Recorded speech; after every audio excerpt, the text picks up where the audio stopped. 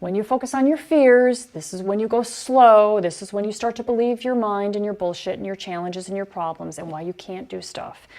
Of course you can. Of course you can. Of course it's not a struggle. Of course it is just another thing for you to take on and figure out. Okay?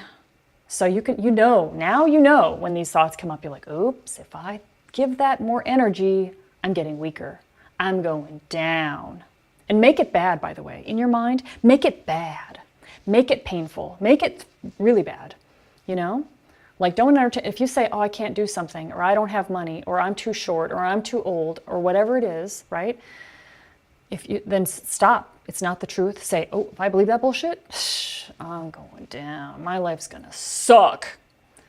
Whatever you tell yourself is what you believe. And what you imagine it's sucking. Because whatever you imagine, you believe.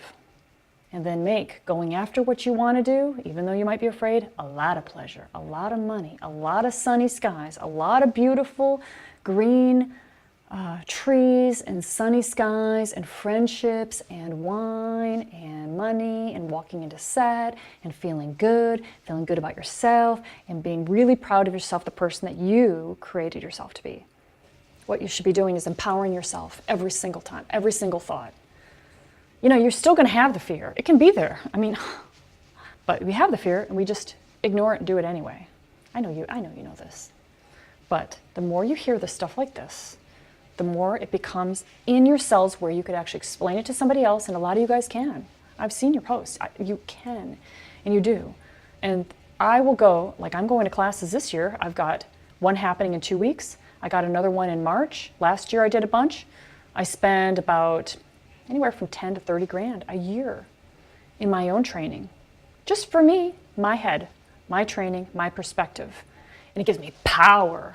All you have is every single minute. Everybody's got the same amount of time. You know, I come from low income mentality. I come from that. A lot of people here have.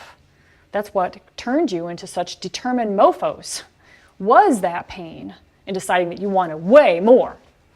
And that's important because when you go into that meeting, when you go into that conversation, when you get talking to people that can be potentially your mentors, that could make your career go so freaking fast, you need to be able to have these conversations and be your best version of yourself. You need to be able to develop that.